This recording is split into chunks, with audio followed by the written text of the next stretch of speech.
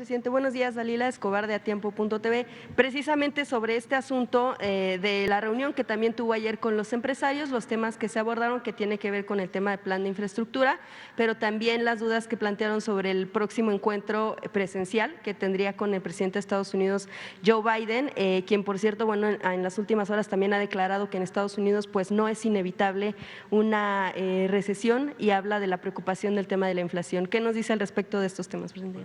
Perdón, pero no te escuché al final. Sobre el tema de lo que mencionaba Joe Biden en torno a que no es inevitable que una recesión y la preocupación que se tiene en el tema de la inflación, obviamente temas en Estados Unidos, pero que pudieran impactar a México en este sentido. ¿El tema de la inflación?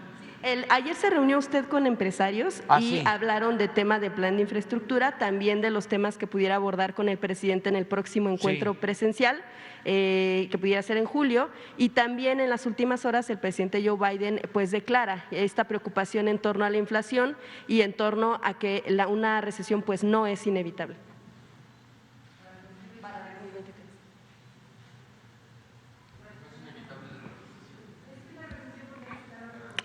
La recesión. Sí. Bueno, en el caso de nuestro país estamos haciendo lo que consideramos ayuda para enfrentar el problema de la inflación mundial. Lo hemos dicho aquí varias veces, lo principal es producir. No puede enfrentarse a ningún problema económico, ninguna crisis, si no se tiene una actividad productiva fuerte. En el caso de la inflación que se precipita por la guerra, y ahí hay que tener presente que no se actuó bien, porque se pudo haber evitado esa guerra. Faltó política, faltó diplomacia. Bueno, como no se midieron las consecuencias, pues se desata la guerra que afecta a los seres humanos. Eso es lo peor que puede haber, una guerra, por la pérdida de vidas, por el desplazamiento de mucha gente y también por los efectos en las economías, en un mundo globalizado, interrelacionado, pues lo que sucede en Ucrania o en Rusia, pues afecta a toda Europa y afecta a todo el mundo, como lo estamos viendo. Entonces, está afectando sobre todo al sector energético. Nosotros somos de la idea, desde el principio, desde hace años, es algo que nos hace distintos a los neoliberales.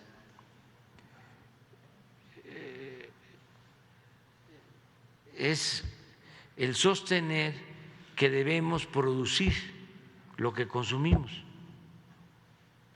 Los neoliberales dicen, eso no importa. En un mundo globalizado se puede comprar afuera lo que se necesita y a mejor precio. De manera muy simplista, economicista, sin tomar en cuenta otros factores. Por eso estuvo mal que durante mucho tiempo se elevara a rango supremo la economía y que los países estuviesen manejados por tecnócratas, porque se elevó a rango supremo la economía y se subordinó todo lo demás. Entonces, como nosotros tenemos esa filosofía, dijimos, vamos a buscar la autosuficiencia en energéticos. ¿Cuánto nos criticaron? Muchísimo. Es muy claro que durante todo el periodo neoliberal no se construyó una refinería, porque no creían en eso.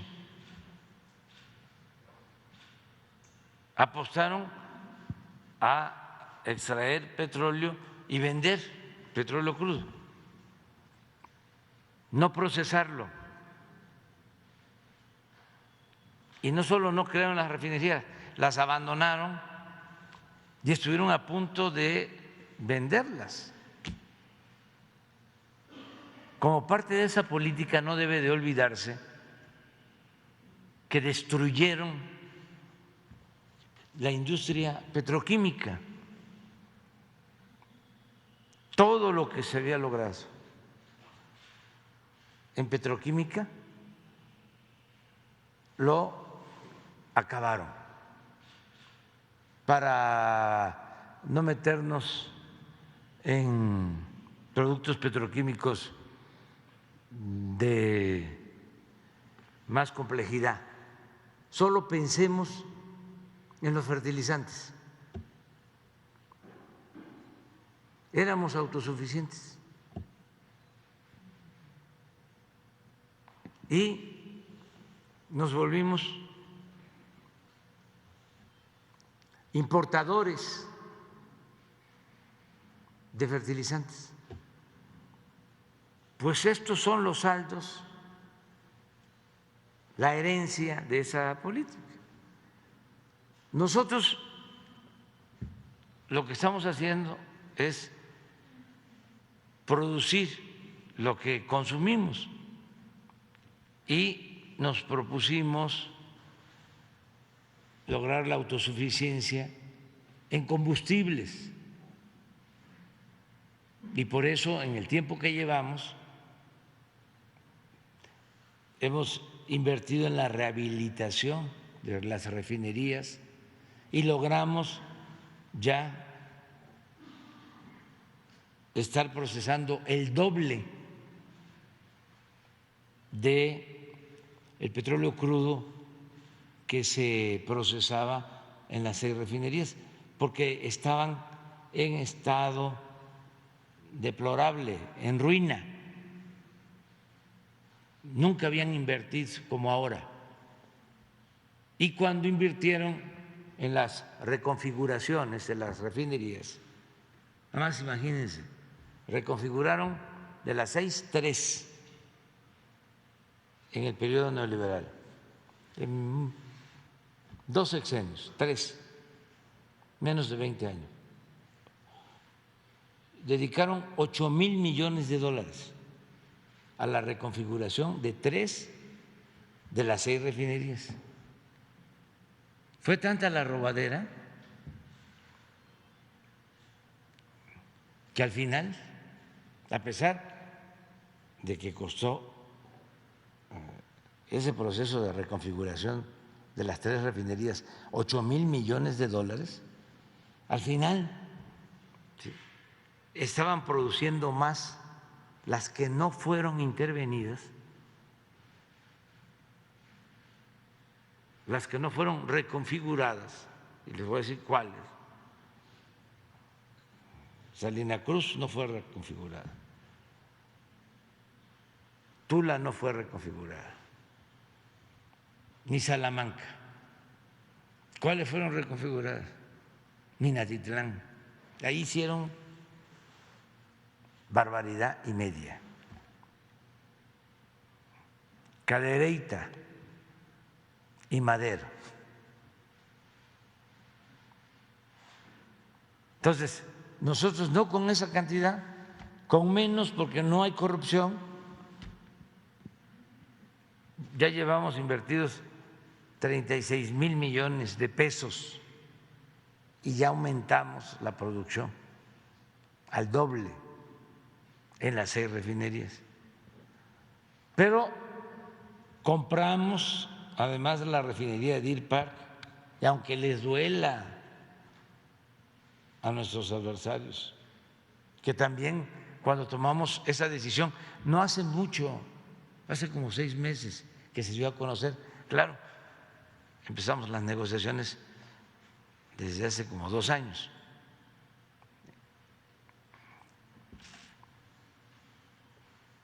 Si ustedes leen los periódicos de los expertos, se van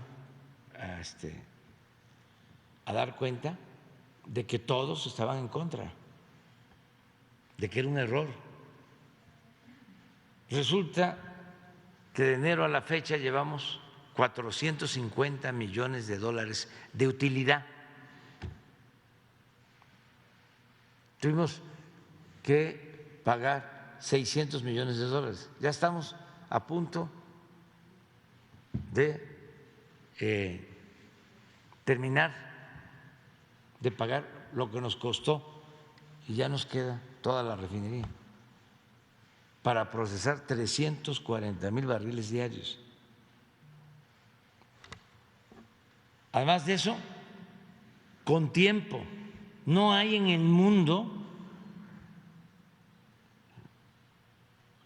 una refinería que se construya en el tiempo que se está construyendo la nueva refinería de Dos Bocas, en ningún lugar del mundo. Entonces, para procesar 340,000 barriles más, llegamos y encontramos en el abandono una coquizadora, que es una planta para que en vez de combustóleo se produzca gasolinas. El combustóleo vale menos y contamina más, pero se requieren estas plantas para exprimir más la materia prima y sacar gasolinas. Pero no solo es un asunto, repito, de rentabilidad, sino también para no contaminar. Ya habían invertido alrededor de 2,000 millones de dólares y decidimos, en vez de dejar los fierros que se echaran a perder, tanques que se trajeron de otros países enormes, decidimos invertir 60,000 millones de pesos y ya está reiniciado el trabajo de la coquizadora de Tula. Y estamos por definir el inicio de otra coquizadora en Salina Cruz. Y yo hablaba de que con esa coquizadora íbamos a poder dar 3,000 empleos. No, va a ser para 10,000 empleos, porque están terminando los trabajos en la refinería de Dos Bocas y necesitamos que haya trabajo en el sur sureste. Entonces, todo esto nos ha ayudado porque viene la inflación, aumenta el precio del petróleo, también. ¿Saben dónde invertían durante el periodo neoliberal? La mitad de la inversión de Pemex. ¿A dónde se iba? Al norte y a las aguas profundas, donde no hay petróleo o es poco el potencial petrolero o cuesta mucho extraerlo. ¿Por qué hacían eso? ¿Por qué no invertían el 90% del presupuesto en el sur, en tierra, en las aguas someras, donde se sabe que está el petróleo y que cuesta menos extraerlo? Porque no les importaba extraer el petróleo, les importaban los contratos, les importaba robar. Entonces, ahora, ¿qué hicimos? Estamos invirtiendo desde el principio en exploración. Hemos tenido la suerte de que encontramos yacimientos muy buenos y estamos produciendo petróleo. Está alto el precio, esto influye en el aumento en el precio de las gasolinas, pero nosotros en el balance podemos ayudar a los consumidores con un subsidio para que no aumente el precio de las gasolinas y al mismo tiempo no impacte en la inflación. Y como estamos vendiendo 1 millón de barriles diarios a 110, 113 dólares por barril, porque el precio está alto, esos excedentes nos permiten financiar el subsidio para que la gasolina en México valga menos que en otras partes del mundo. Ahora están yendo a cargar de las ciudades fronterizas de Estados Unidos a las ciudades mexicanas de la frontera y no lo vamos a impedir porque en Estados Unidos les está pegando mucho la inflación, sobre todo en energéticos.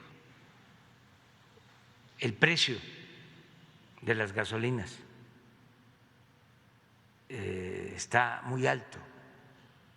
Cuesta más la gasolina en Estados Unidos que en México. Entonces, eso es por lo que tiene que ver con energéticos. Pero en lo que tiene que ver con alimentos, lo mismo. Hice un recorrido por el país para estimular la producción de básicos, vamos a producir maíz, frijol, sobre todo impulsar mucho el autoconsumo y vamos a entregar fertilizantes a 800,000 productores este año. 800,000 productores pequeños van a recibir fertilizantes gratuitos que no estamos importando, porque las plantas que habían quedado abandonadas de fertilizantes las estamos rehabilitando y se está produciendo fertilizante. Al mismo tiempo, tomamos la decisión de quitar aranceles para la importación de alimentos, para poder comprar alimentos a buen precio. Y estamos en acuerdo con Estados Unidos también para la compra de algunos alimentos.